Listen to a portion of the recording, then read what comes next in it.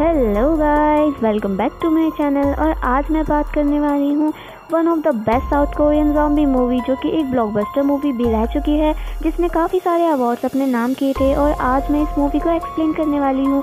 जी हाँ दोस्तों, मैं बात कर रही हूँ ट्रेन टू बुसान मूवी की, जो कि रिलीज़ हुई थी 2016 में। तो चलिए without wasting the time let's start the video.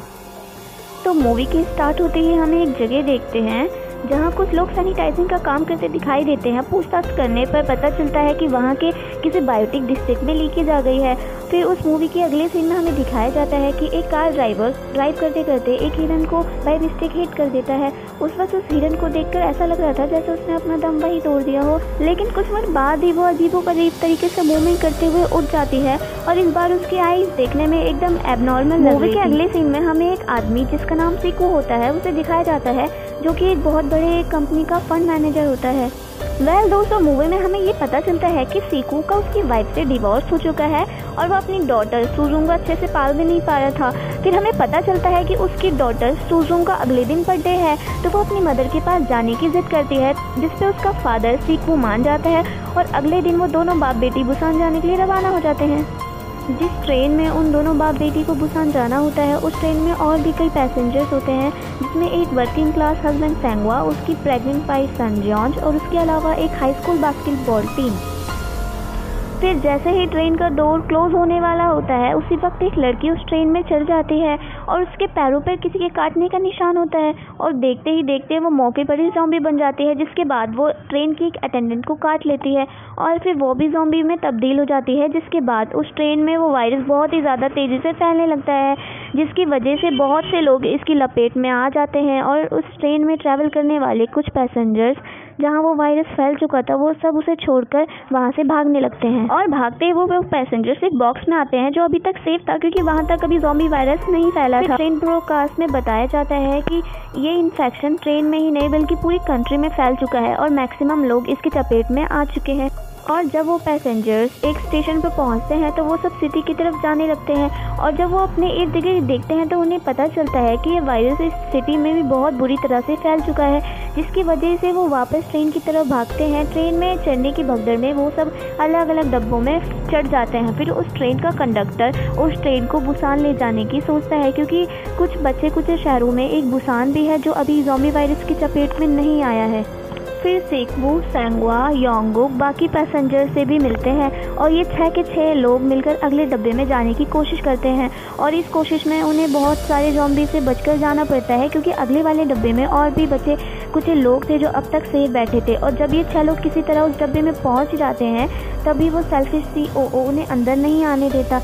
उसका कहना था कि ये 6 लोग भी ज़ॉम्बी वायरस का शिकार हो चुके हैं, जिसकी वजह से वो और सब पैसेंजर्स को भड़काने लगता है, जिस पे सारे पैसेंजर्स उसकी बात मान लेते हैं उन 6 लोगों को अंदर नहीं आने देते। और इसके दौरान सेंगवा और किमजिन ज़ॉम्बीज़ के आगे सैक्रिफाइस कर देते हैं, ताकि उस दौरान उन चारों को मौका मिल सके कि वो दरवाजे के अंदर से एक बॉक्स में चले जाएं। और अंदर आने के बाद सीओओ उन चारों को एक चैम्बर में आइसोलेट कर देता है, ताकि अगर उनको ज़ॉम्बी वायरस हो चुका हो तो बाकी लोग इस वायरस से बच सके। और दूसरी तरफ उन पैसेंजर्स में एक लेडी बहुत अपसेट हो जाती है, क्योंकि उसकी सिस्टर इनगिल भी ज़ॉम्बी बन चुकी थी।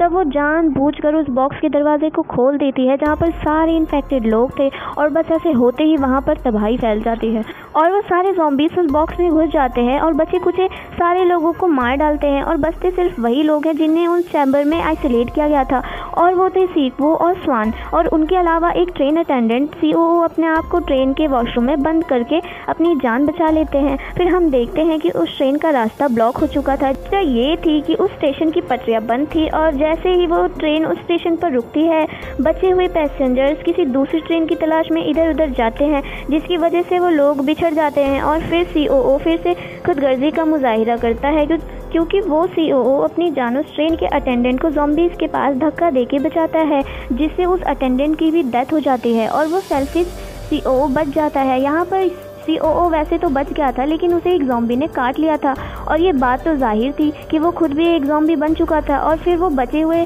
लोगों पर भी अटैक करने लगता है। सीकवू ज़ॉम्बी सीओओ से लड़ता है, लेकिन उस फाइट में सीओओ सीकवू को काट लेता है। यहाँ पर सीकवू समझ जाता है कि ज़ॉम्बी ने उसे काट लिया है, तो अनकरीबन वो भी ज़ॉम्बी में बदलने वाला है। ये सोचकर अपनी बेटी और सन जेयंच को इंजन वाले रूम में बंद कर देता है और जाने से पहले वो अपनी बेटी से अपनी लाइफ के लास्ट वर्ड कहता है। अब जाहिर है सीकू को भी ज़ॉम्बी बन जाना था और जैसे ही वो ज़ॉम्बी बन जाता है वो ट्रेन से खुद कूद जाता है और यहाँ पर सीकू अपनी बेटी को लेकर काफ़ी इमोशनल हो जाता है और आखिरी वक्त में भी वो अपनी बेटी को याद करता है कि जब वो छोटी थी और उसने पहली बार उसे अपने हाथों में उठाया था।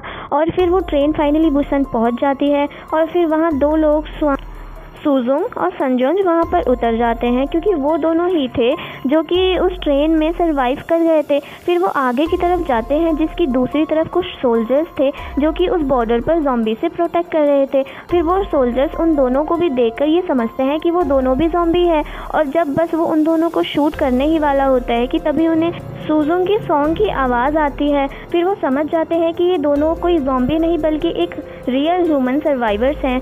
उस वक्त सुनजू वही सॉन्ग गा रही थी जो कि वो हमेशा अपने फादर के लिए गाना चाहती थी, लेकिन आज वो अपने फादर के डेथ के बाद उनको याद करते हुए वो गाना गा रही थी और फिर यहीं पर ये मूवी एंड हो जाती है।